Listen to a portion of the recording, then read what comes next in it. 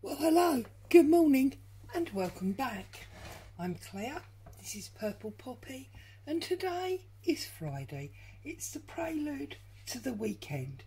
This is where we do our very short postcard home diary type entry. Excuse me. Little bit of crafting, ease us into what will hopefully be a nice weekend. Now, the first thing we always do is look at last week's, where we did these beautiful birds playing on this tap. The fact that this bird is looking to try and get some water out of that tap is very appropriate with the weather at the moment. So we need to get this written. Those of you that have not been here before, I write these, I'm desperately looking for a pen, it's okay. I write these as if I'm sending a message to my mum.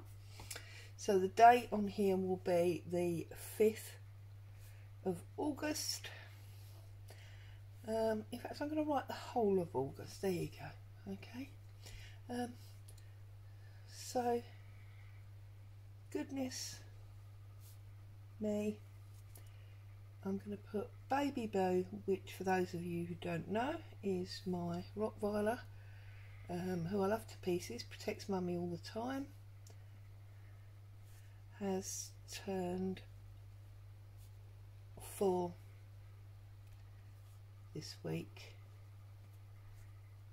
Seems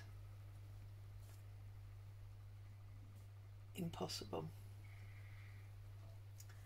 Like, now, I need a calculator for this. Let's do a sum on a bit of paper. This is 2022, so 1964 would be 36, would be 58. Like your 58th wedding anniversary. So many years. There you go. So that's last week's diary entry, as it were.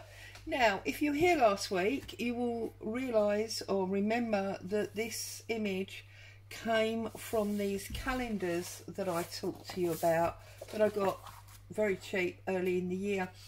And I'm in an iron between this picture and the picture that I chose. So I've decided that I'm actually going to use this picture this week. I know technically that would make it a little bit boring for you because you've already seen this picture, but I did love it and I really wanted to use it. So I've got my acetate rectangle here and I'm going to put that there. And I'm going to make sure that I get all of the cottage, the tree, and a nice amount of foreground there. And I'm just going to draw a line so I know where I'm going. But the beauty of this page, now last week the image was in the middle, so we could only really get the one. But the beauty of this one is we can now get a landscape scene also out of here. I really wanted the wall, so I'm going to now turn my card the other way and I'm going to get a second postcard that is a landscape. Now that does obviously, oops. Try drawing the line against the acetate, Claire, rather than a random shape across the page. That was weird. It does technically mean we are messing up our diary because obviously we only cut 52 of these. Well, we didn't cut any of them actually. These came from Poundland. There was a pack of about 100. But I do have white card, so I can always cut the missing one, and I'll probably end up using the second one of these in one of my journals rather than in my diary. So that's all good, it's not a problem. I'm tearing this like so, making it really quick and easy. And of course, whilst I got these cheap, and I see it's another beautiful one, keep that. I got these cheap deliberately for journaling with, because they were so cheap.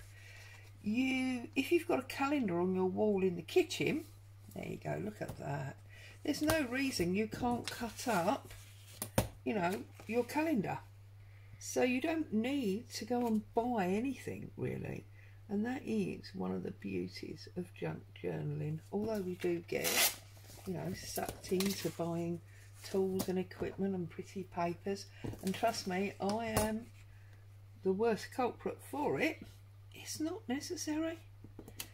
It's really not. The whole junk journal term is stuff that should be junk, you know, so stuff that would otherwise be thrown away.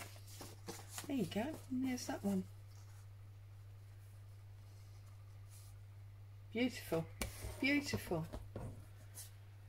So very, very simple. Bring my calculator back in where I worked out, and actually I should know that because I was born in 65, so you think I'd know how old I am, in which case I should have known exactly what that number was, but hey ho, whoops. That's because my age is of very little relevance to me. I know lots of people, especially ladies, get quite fixated on their age. Something I have never understood. I have never been. Now you can see a little bit of my pink line there, so let that be a lesson to you that you should really use a pencil, not a bright pink biro. But hey ho, you know, these things are sent to twice.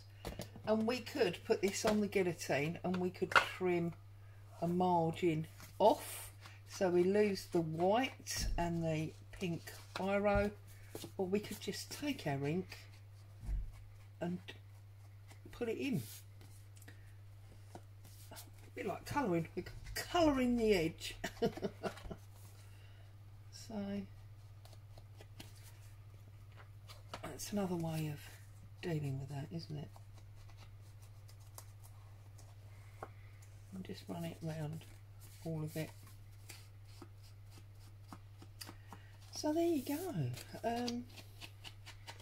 That's it. It's smells absolutely amazing in here at the moment, because I realised at, well, some ridiculous hour of the day, you know, I'm always up, about 6 o'clock this morning, when I had to get hubby up because he's gone off to an early meeting that takes, you know, a bit of driving to as well as being early.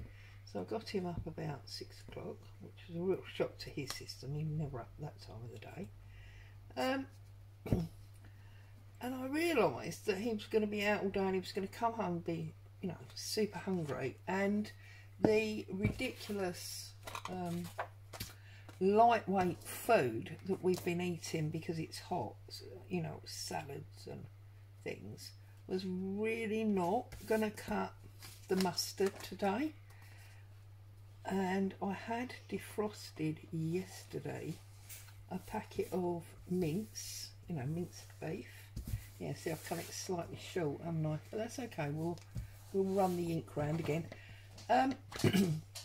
Was really not going to cut the mustard, and we needed, you know, to have a proper meal this evening. And this mince had been defrosted, so I really needed to use it anyway. So I decided that the way to deal with this this problem was to make a shepherd's pie at 7 o'clock this morning, so that it was all cooked and done, and I didn't have to be cooking later on when it's even hotter. and we could just do what he calls ding. We could just stick it in the microwave and heat it through. So yeah, there you go. Home cooked food through the microwave is what we have for dinner tonight. It's going to cut down on the heat element, isn't it? Okay, now that is a bit bent up at the moment where it's got damp glue on it. It will dry nice and flat like the other one did, but to give it a helping hand to do that, I'm just going to run my bone folder across it and flatten it all out like so. So that's that one, and then this one. And what I think I'm going to do is I'm going to put them both, I'm going to postmark stamp them both, or postcard, and I'm going to put them both in my box, and then next week I'm going to see which one I gravitate to, and then that'll be the one that I actually write on. That's my plan. So let's get rid of that brown ink. We are done with that. Let's get rid of the bone folder and the scissors, and now we need a little block to put our postcard stamp on, like so. I'm going to turn this over. I'm going to pop that in the middle. I always get that corner for some reason. It's because I put my stamp down unevenly. I know that. I don't quite know how to teach myself not to do that, but I suppose the answer is to get the stamping platform out. It's just a bit of palaver, isn't it? Oh, that one's better. There you go.